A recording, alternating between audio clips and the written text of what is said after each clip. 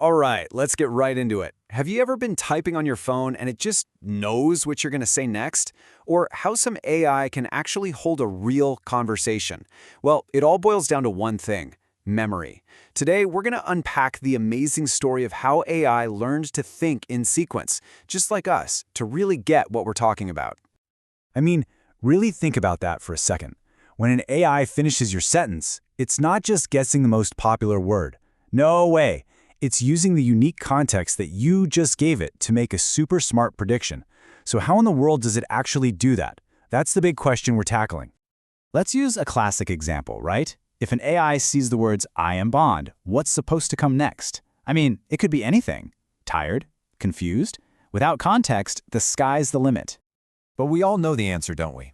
The phrase "I am Bond" sets up a huge expectation. The correct prediction, the meaning, it all hangs on the words that came right before it. And that right there, that's the fundamental problem AI had to solve. This idea, where the order of things is everything, is what we call sequential data. The sequence isn't just a detail, it is the story.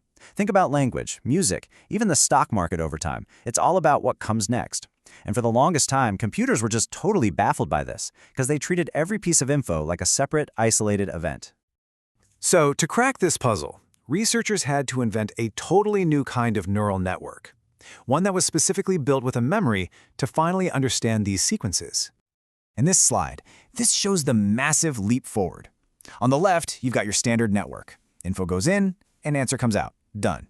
It has complete amnesia about what it saw 1 second ago. But on the right, the recurrent neural network, or RNN, you see that little loop?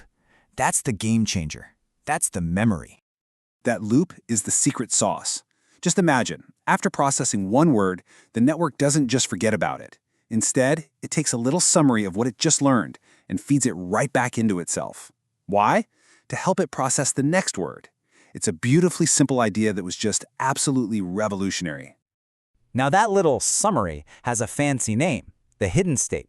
But honestly, the best way to think of it is just as the RNN's working memory. As it's reading a sentence, word by word, this hidden state is constantly being updated, capturing the context as it unfolds. And this is a great way to picture what's happening. That simple little loop can be unrolled into this chain, you see? At each step, the network takes in a new word and the memory from the last step. Then it spits out an answer and a new, updated memory to pass along to the next step in line. It's like a chain of thought. Okay, but there was a catch. This early version of memory had a huge flaw. It was really forgetful. If you gave it a long sentence, it would pretty much forget what happened at the beginning. This crippling problem has a name: the vanishing gradient problem. What that basically means is the network got a really short attention span. It was fantastic at remembering the last couple of words it saw, but that super important context from the start of a long paragraph, poof, gone. The memory of the past was just getting steamrolled by whatever was happening right now. And here's why. To learn, the network sends an error signal backward through time to tweak its own connections. But with every single step it takes back, that signal gets weaker and weaker. You can think of it like an echo in a giant canyon. By the time that signal gets all the way back to the beginning of a long sentence, it's just a whisper. It's way too faint to make any real changes. So the network just couldn't learn from its distant past. And this is where the hero of our story comes in. To fix this, researchers came up with a much smarter, more sophisticated network cell, and they called it the Long Short-Term Memory Network, or for short, the LSTM. So, what's its secret? The LSTM introduced this brilliant new thing called the cell state. The best analogy is to think of it like an express conveyor belt that runs parallel to the main assembly line. Its one and only job is to carry important long-term information all the way down the line, without letting it get watered down at every single stop. But wait, how does it know what's important enough to put on that conveyor belt? Well, this is the real genius part. LSTMs have 3 gates that act like little intelligent security guards. These gates control exactly what information gets on the belt, what gets kicked off, and what gets used to make a decision right now. Let's make this real. Imagine a sentence says, "Bob is a great coder. Dan, however, loves marketing." See how the subject just changed? The forget gate is smart enough to see that shift. It says, okay, we're not talking about Bob anymore, and it lets the network drop Bob from its active memory to make room for Dan. It's actively managing its own memory. And the other two gates are just as crucial. You've got the input gate, which decides what new stuff is important enough to add to that long-term memory. And then there's the output gate, which carefully picks which of those memories are actually useful for the decision it has to make right this second. It's this incredible, elegant system for managing memory. Okay, so we've got this super-powered memory. What's the big deal? What can we actually do with it?